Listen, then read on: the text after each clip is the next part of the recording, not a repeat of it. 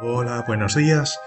Bienvenidos al curso de cálculo tensorial y hoy vamos a explicar con cierto detalle cómo hacer una transformación a coordenadas esféricas de un vector, ¿no? Como un ejemplo de tensor sencillo, al menos para entender un poquito la mecánica del sistema.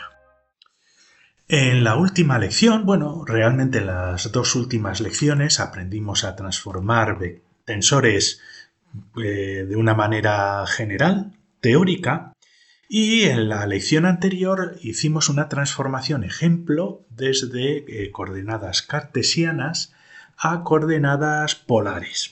Y en esta lección vamos a hacer lo mismo, pero hacia coordenadas esféricas, porque básicamente casi toda la física moderna, los modelos de física moderna, los modelos físicos, utilizan muchísimo las coordenadas esféricas para poder describir fenómenos que tienen simetría radial, ¿no? Como por ejemplo gravitación u órbitas de electrones alrededor de un núcleo, etc. Y para ello siempre es conveniente trabajar en vez de coordenadas cartesianas, pues coordenadas esféricas. Y lo que hicimos fue, hace dos lecciones, yo os invito a visualizar las lecciones anteriores. Tenéis que tener en cuenta que estas lecciones son cortitas y que en cada lección introducimos conceptos nuevos, pero para poder entender cada lección individualmente es necesario haber visualizado las lecciones previas de este curso, que pretende ser un curso completo de cálculo tensorial. Pues muy bien, esta ecuación nos resume brevemente las transformaciones y en este caso pues estamos transformando un vector, este vector de aquí estamos transformando que está descrito sus componentes, fijaos que es un vector en este caso covariante, sus componentes están descritos en un sistema de coordenadas determinado. En este caso vamos a utilizar un sistema de coordenadas cartesiano. Y lo queremos transformar, cada uno de los componentes queremos transformarlos en componentes expresados en coordenadas, en este caso esféricas, del sistema J'.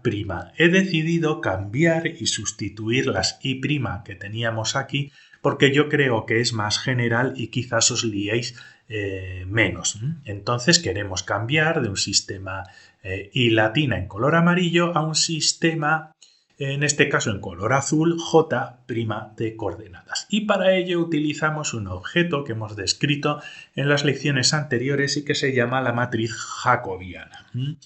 Entonces, esta matriz jacobiana tiene dos índices, tiene un índice arriba que, como veis, entra en contracción con el índice covariante de nuestro vector, aquí abajo, de los componentes de nuestro vector, en un sumatorio. Es una contracción de índices, como hemos aprendido a hacer en este curso. Es un sumatorio y, por lo tanto, este índice que representa las coordenadas antiguas va a desaparecer y se nos va a sustituir por un índice nuevo J', un índice nuevo, J', que nos va a quedar libre y nos va a describir los mismos componentes del mismo vector, pero esta vez en coordenadas esféricas. Este es en concreto el desarrollo de la matriz jacobiana, que lo podemos representar como las derivadas parciales de las coordenadas en el sistema I con respecto a cada coordenada en el sistema J. Y si hacemos todas las combinaciones de I y J, nos va a salir una matriz. Recordad que estamos utilizando una notación tensorial donde si I o J' cambian de número, es decir, X en el caso de las coordenadas cartesianas, X con el superíndice contravariante 1 representaría la coordenada X, X con el superíndice contravariante 2 correspondería a la coordenada Y y X con el superíndice contravariante 3 correspondería a la coordenada Z. En este caso, como estamos hablando de coordenadas polares, X con el superíndice 1' correspondería a la coordenada radial, la coordenada radio. X con el superíndice 2' correspondería a la coordenada angular polar. el ángulo Z. Y x con el superíndice 3' nos correspondería con otra coordenada angular que es la coordenada angular azimutal. Y así transformaríamos los componentes de este vector en coordenadas cartesianas a coordenadas esféricas. Vamos a definir las coordenadas. Como ya hemos dicho, tenemos dos sistemas de coordenadas, el xy y el xj'. Aquí x con el superíndice 1 sería x, con el superíndice 2 y, con el superíndice 3 z. x1x, x2y, x3 z. Y el sistema j pues es diferente. x1' es la coordenada radio, x2' la coordenada de ángulo polar y x3' la coordenada de ángulo azimutal. Entonces estos son los dos sistemas de coordenadas. Y a continuación lo que tenemos que hacer es introduciros a todos vosotros a las coordenadas esféricas. Y para ello, para poder comprender qué son las coordenadas esféricas, vamos a partir primero de las coordenadas cartesianas que tenemos aquí. Entonces, las coordenadas cartesianas tenemos la coordenada x, y y z, y vamos a definir la posición de un punto mediante un vector de posición que lo ponemos aquí. ¿Vale? Bien, en las coordenadas esféricas, en vez de dar una posición x, y y z como proyecciones, lo que damos es primero una coordenada de distancia radial que es esta. Damos una coordenada de ángulo polar, el ángulo correspondiente a este vector de posición con respecto a la coordenada z, que lo llamamos z, y fijaos la primera relación matemática entre las coordenadas cartesianas y las radiales. La posición z de este punto, la proyección de este punto sobre el eje z, que su posición z va a ser igual a r por el coseno de z. Va a ser esta distancia, r coseno de z. Bien, también podemos hacer una proyección de esta distancia sobre el plano x e y, y esta distancia de aquí va a corresponder a r por el seno de z, que sería esta distancia de aquí proyectada en esta posición. Bien, esta longitud nos vale r seno de z, que sería esta. Y ahora, sobre esta proyección, proyectamos la posición sobre el eje x y proporcionamos la posición x de nuestro punto. ¿Veis? Esta es la posición x de aquí. Y la posición x va a ser igual a r seno de z, que es esta longitud, por el coseno del ángulo azimutal, definiendo el ángulo azimutal al ángulo comprendido entre esta posición, entre esta proyección de la posición de nuestro punto en el plano x e y con respecto a la coordenada x. Este es el ángulo azimutal. Por lo tanto, la coordenada x, que sería de este punto, que sería este punto de aquí, es igual a r seno de z por el coseno del ángulo azimutal. Y tenemos otra relación matemática que nos relaciona una otra coordenada cartesiana con las coordenadas en el sistema polar, r seno de z por coseno de phi. Y hacemos lo mismo ahora con la posición y de este punto, que sería esta proyección sobre el eje y, y es muy parecido. Sería igual a r seno de z, que es esta longitud, por el seno del ángulo azimutal, porque esta longitud corresponde a esta. ¿Veis? Esta longitud de aquí, que es r seno de z, seno del ángulo phi, corresponde a esta proyección aquí, que es la coordenada cartesiana y. Y tenemos ya la relación entre las coordenadas cartesianas x, y y z con las coordenadas polares, en forma de posición radial y de senos y cosenos de los ángulos polares y azimutales.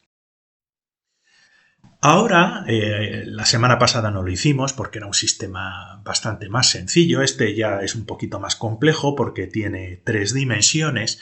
Siempre es conveniente calcular la matriz jacobiana, hacer todas las combinaciones para obtener los componentes de la matriz jacobiana. Ya veis aquí el superíndice y latina correspondería a las coordenadas cartesianas, el J' correspondería a las coordenadas esféricas. Pues lo mejor es ordenarlo en forma de una matriz para calcular todas las derivadas y tenerlas a mano para hacer las transformaciones. Esto sería la derivada de x con respecto al radio, derivada de x con respecto al ángulo z, derivada de x con respecto al ángulo φ. Esto sería la derivada de y con respecto a r, la derivada de y con respecto a z y la derivada de y con respecto al ángulo azimutal. Y así hasta completar, esto sería con el ángulo, este es el ángulo polar y estas serían con el ángulo azimutal. Los ponemos aquí y ya veis que tenemos que calcular todos estos componentes y así ya obtener una matriz con la que podamos trabajar. Si hacemos eso, las derivadas son súper sencillas.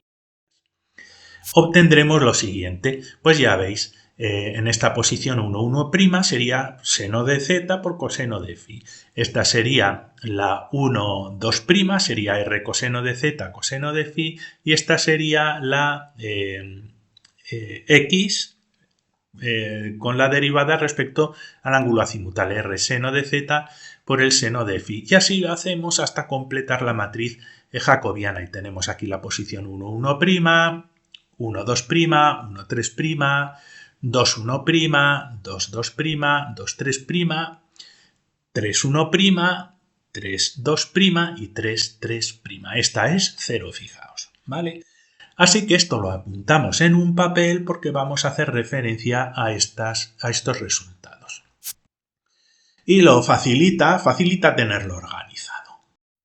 Pues vamos a transformar el vector y ponemos, pues, de nuevo un vector, lo he puesto en forma de fila, un vector en coordenadas cartesianas, donde tenemos las coordenadas A, B y C, que ya veis que dependiendo de si V1 sería A, V2 sería B y V3 sería C. Y hacemos la relación de transformación que hemos visto. Como veis, vamos a transformar las coordenadas los componentes del vector en coordenadas cartesianas a coordenadas polares. Pues tenemos esta fórmula y comenzamos con la coordenada 1', V1'. Desarrollamos el sumatorio que vemos aquí entre el jacobiano, la matriz jacobiana, y los componentes covariantes del vector, ¿veis? 1, 1 más 2, 2 más 3, 3. Y como estamos con el J' igual a 1', pues ponemos 1', 1' y 1'. V1 va a ser A, V2 va a ser B, V3 va a ser C, los colocamos y ahora simplemente ponemos los valores de la matriz que hemos generado, de la posición 1, 1', de la matriz que hemos generado, la posición 2, 1' y 3, 1'. Los colocamos y este es el resultado. V1' va a ser igual a A seno de Z coseno de phi más B seno de Z coseno de phi más C coseno de Z. Seguid las operaciones siempre porque puede ser que yo me equivoque también.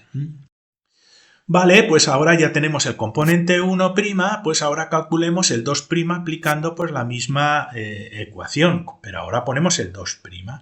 Estos siguen siendo iguales. V1 va a ser A, V2 va a ser B, V3 va a ser C.